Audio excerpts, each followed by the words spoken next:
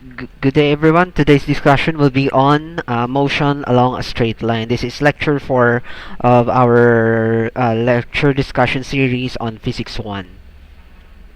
Okay, so today's discussion would cover the following: motion, the definition of motion, the discussion on motion on kinematics, types of motion, speed, velocity, and acceleration, average velocity and average acceleration, motion with constant acceleration, and then interpretation of displacement and velocity time graphs. Okay, so let's start off with the idea of motion.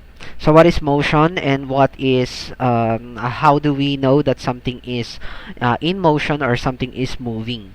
Okay, so by definition, we make use of the statement as you see on the screen. Motion is the progressive change of position of a body. Each object in the universe moves relatively with one another. Okay, so the keywords here are the following words. You have to take note of the following words. That motion, when we say that something is moving, it is said to be progressive. Progressive in a sense that it constantly changes its position. Okay, so the position of a body is actually a measure of distance or length. Of course, when you say that you are going to measure a distance or a length of a certain body, you make use of a set of units, and then in order to say that something is progressively changing its position, that means you make your measurement from a fixed position.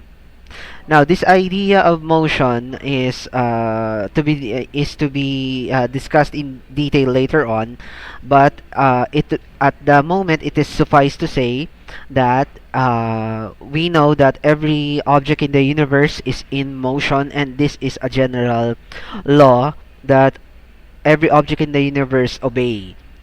Okay, so let me repeat that. The idea is the idea of all objects in the universe are actually in motion.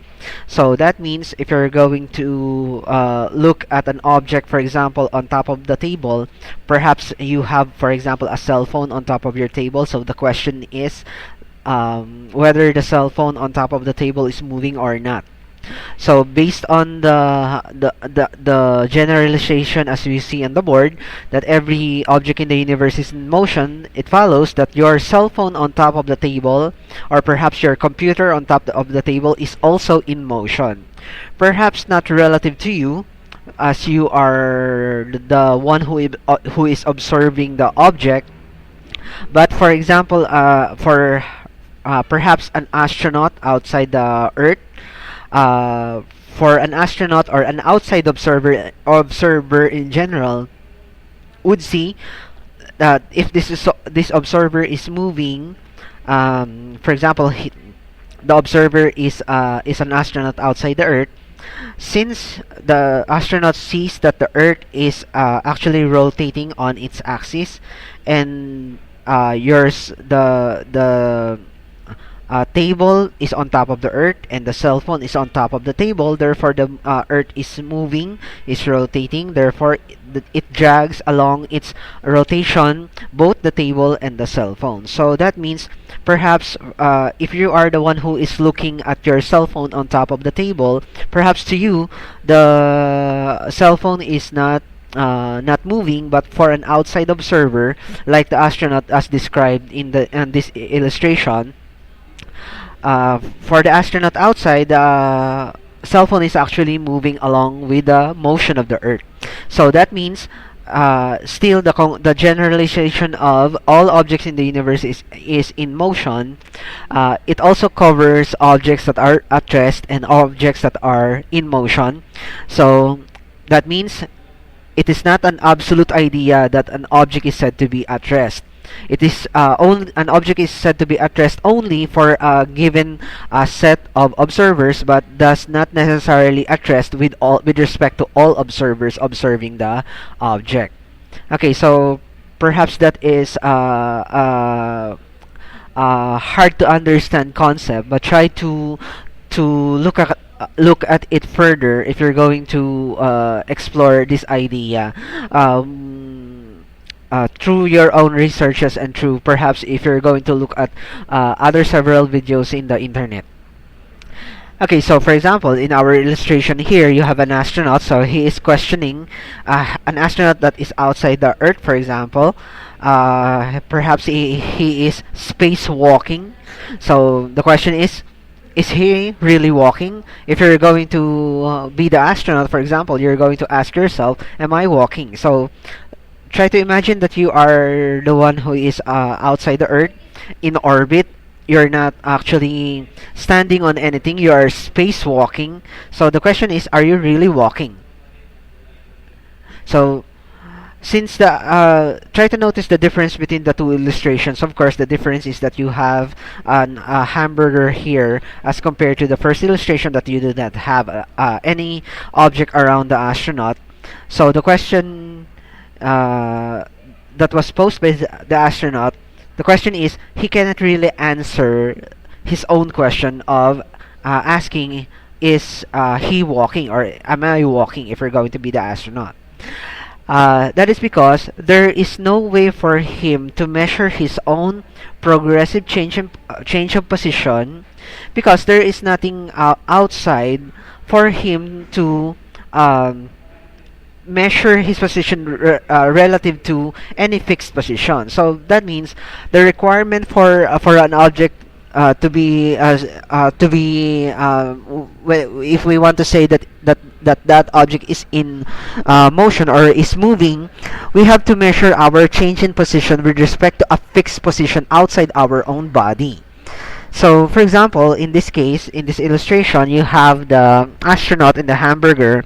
So, since there is a presence of an object outside, if we're going to change our position with respect to that object outside our own body, then we can measure our length with respect to that object.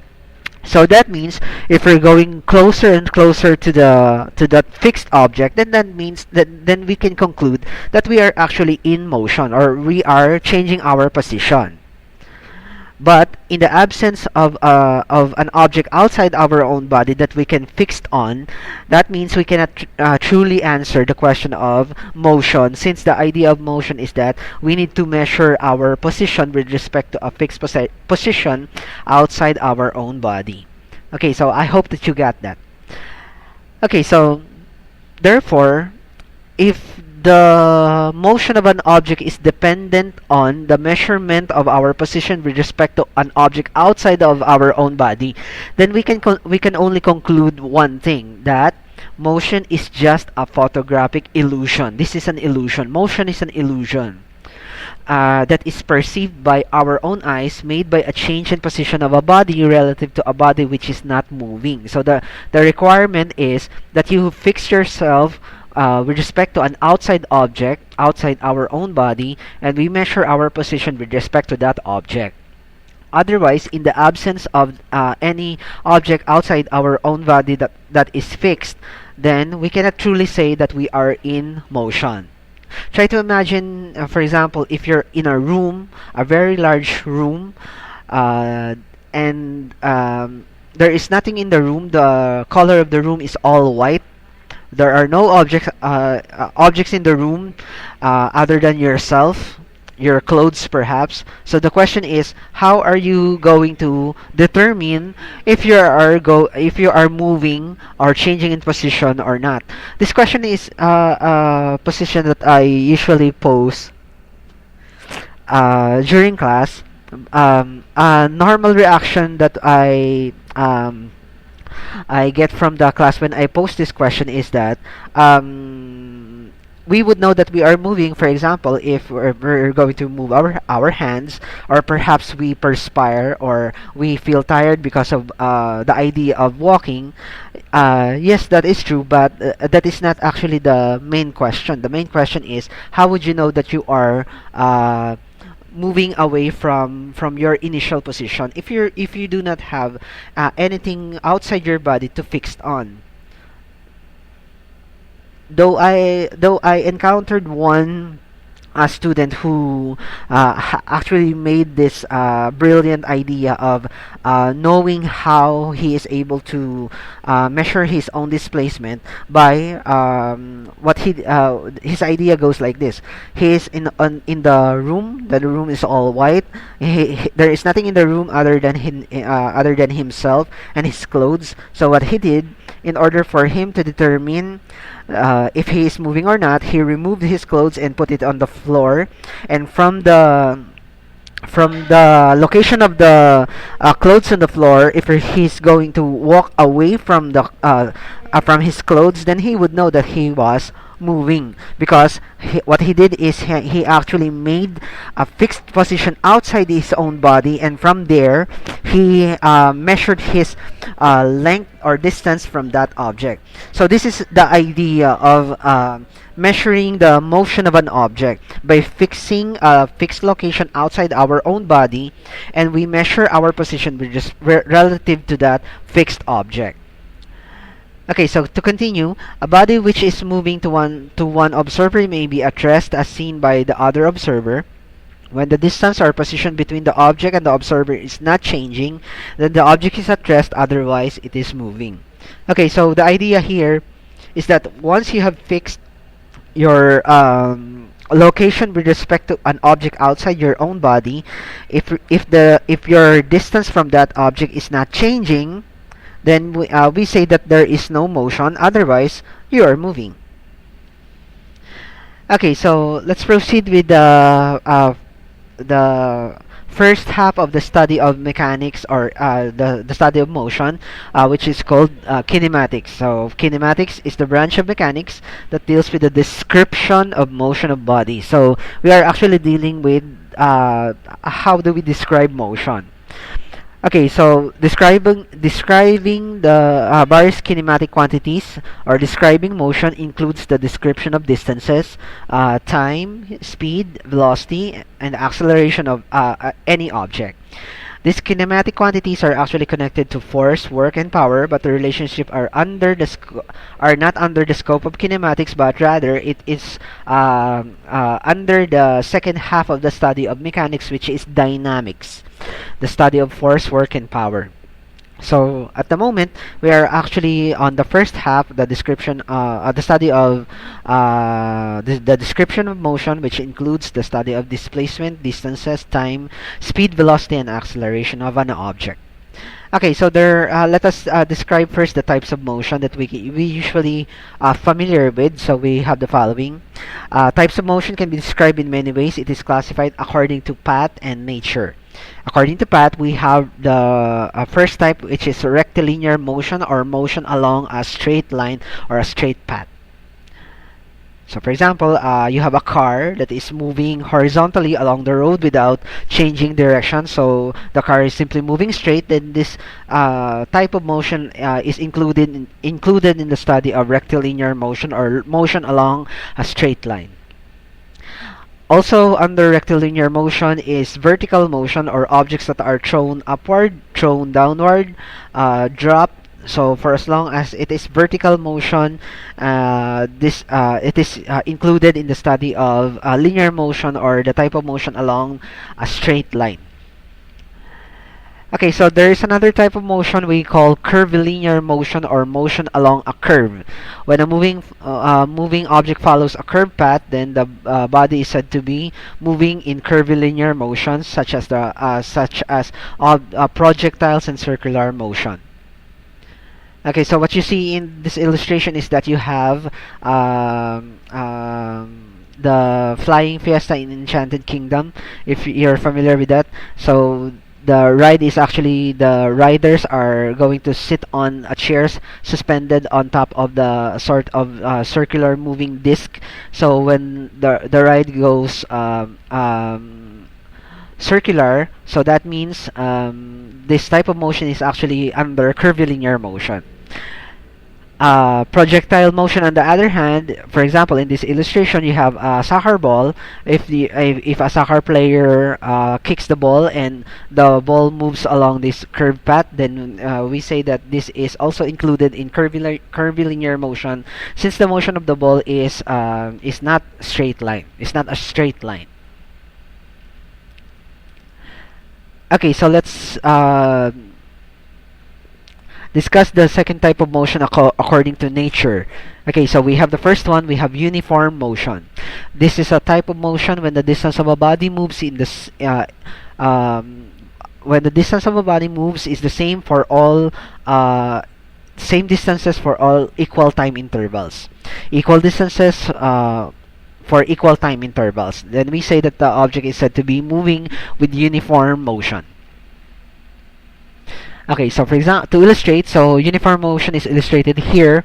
So if your car started at this position and it is moving at 10 meter per second, for the first second, it covers a distance from its initial position to its later position. The distance is 10 meters for 1 second. Then that means the object covers this 10 meters for 1 second. Then its speed is actually 10 meter per second.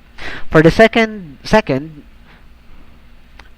for the next second, which is 2 seconds, the object covers another 10 meters from its previous position. Then we say that the speed of the object is actually also 10 meter per second, since it covers 10 meters for the next 1 second of its travel, and so on. So when the type of motion is according to this example, then we say that the object is actually in uniform motion. The object has constant speed. The object covers equal distances at equal time intervals. Now, the next type is, of course, the opposite of uniform motion, which is variable motion. Of course, the variable motion refers to when the object covers distances of the different lengths with in equal time intervals, unequal distances, or perhaps unequal direction. Then we say that the object is in variable motion. So as illustrated here, that for example, in the first second of its travel, it covers 5 meters for the first second. That means the object is moving at 5 meter per second for the first second of its travel. Try to notice the what happened to the next second of its travel. For the next 1 second of its travel between these two points, the car covers 10 meters. So that means its speed at this interval is actually 10 meter per second. Now for the next second, the object covers 15 meters. Then it follows that the speed of the object from this location to this location is actually 15 meters per second. So that means you have a changing values of distances covered at equal time intervals. Then we say that the object is undergoing variable motion. Okay, so just like what was introduced a while ago, the coverage for the study of kinematics is the description of motion. So we have already described one of the basic idea of the study in kinematics, which is the distances and time. Next would be speed. Okay, so speed is the description of how fast a body is moving. We usually symbolize V as speed as a small letter V. But what you see here is a capital letter V. So perhaps you could change this symbol into a small letter V. V. We usually associate the capital letter V to volume. So so to do away with the ambiguity, we make use of capital letter V to describe volume. We make use of small letter V to describe speed or velocity. Okay, so what is speed? So the speed of an object is actually the distance the object covers for a given unit of time. So that is velocity divided by time.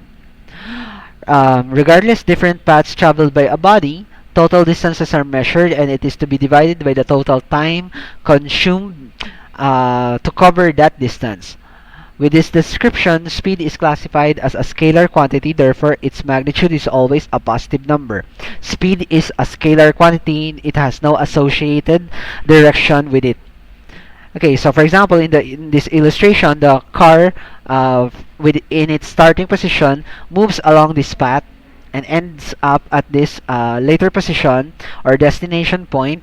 It took the car to move from its starting point to its final destination, time 3 seconds, and the length of the path traveled by the object is 60 meters. So that means on the average, the speed of the object would be 60 meters divided by 3 seconds. Okay, so in symbols, small letter v is equal to s divided by t, where s is the distance covered by the object over the time it takes to cover that distance. So total distance divided by total time. Okay, s is the distance traveled. It is to be expressed in units of length, such as meters, feet, or kilometers, or miles, or any unit in distance. Unit for distance. T is time elapsed. It could be seconds, minutes, or hours. And V, small letter v, is the speed. It is the division of the units meter over seconds, or any combination of the units in distance, or the unit of distance and over the unit of time. So for example, common units that we usually use are the following: meter per second, feet per minute, or kilometers per hour. So these are just examples. Now, the next quantity that we're going to describe is velocity. Again, you see the symbol V for velocity. The same goes with the previous one, which is speed. They make use of the same symbol. It is because commonly we usually interchange the quantities speed and velocity, especially when the velocity is expressed in a quantity that is of uniform direction. So sometimes there are situations when the direction is unimportant, but the velocity is given. So instead of considering in the complexity of the solution the direction of the velocity, we just make use of its magnitude, which is the speed. Take note, the magnitude of the velocity is the speed. So again, to do away with any confusion, the capital letter V is for volume, but we're going to use small letter v for velocity and speed. Okay, so velocity is another kinematic quantity which is sometimes erroneously compared to speed, but the main difference between speed and velocity is that velocity is simply speed plus a given direction. Velocity is also expressed as a displacement of a body in a given unit of time. Another difference between velocity and speed is that speed is a scalar quantity as described before, whereas velocity is a vector quantity. Again, velocity is a vector quantity. It has both magnitude and direction. Okay, so just the same in terms of units and in terms of the formula, velocity and speed has the same form. They are sometimes interchanged, especially when we drop the direction in the velocity. Velocity and speed are equal if the actual path of a body is equal to the displacement. So equal to the displacement, that means the direction is actually irrelevant, because the direction for the speed, the direction associated with the velocity is dropped because simply the distance traveled by the object is the same as the amount of the displacement. If the magnitude of displacement is less than the total distance traveled by a body, the magnitude of the velocity is less than the speed's magnitude. Okay, such as what you see in this illustration. The actual path traveled by the car is the dashed line. This is the actual path traveled by the car. So if you're going to take the total distance here, it would be the sum of the distance of the curved path divided by the time it takes to cover that distance. Now, obviously, this in terms of length, this is actually is greater as compared to this straight line. but this the distance is actually for the total length of this line divided by the time it takes to cover that line for the car. Whereas compared to the displacement is actually the straight line distance between the 2 points, the starting point and the ending point, divided by the time of travel. So that means the value of the displacement, the magnitude of the displacement is actually lesser as compared to the distance. Okay, so since the idea for distance is that distance is a scalar, we drop the consideration of the direction, whereas displacement we attach the idea of the direction. It is important for to specify the direction. Therefore, in terms of speed and velocity, in terms of distance and displacement, we associate distance with speed, we associate displacement with velocity, and if displacement and distance are not equal, therefore speed is greater than the value of the velocity in terms of magnitude. Okay, velocity is zero when the body returns from the starting point, but its speed is not. Obviously, since if you're going to have a path that goes back to your original position, then your distance would then your displacement is zero, but your distance is not zero. So the same goes with speed and velocity. Its velocity would be zero, but the speed is not, such as what you see in the illustration. If the car went through this path and ended up at the same location after some time, then the distance traveled would not be zero, since obviously it has traveled a length, but the displacement is zero because it returned to its original position. So since the measure of velocity is displacement divided by time, the displacement is zero, therefore the velocity is zero, but the speed is not, since the speed is distance divided by time, and distance traveled is not zero.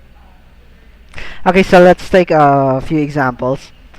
A runner makes one lap around a 200-meter track in a time of 25 seconds.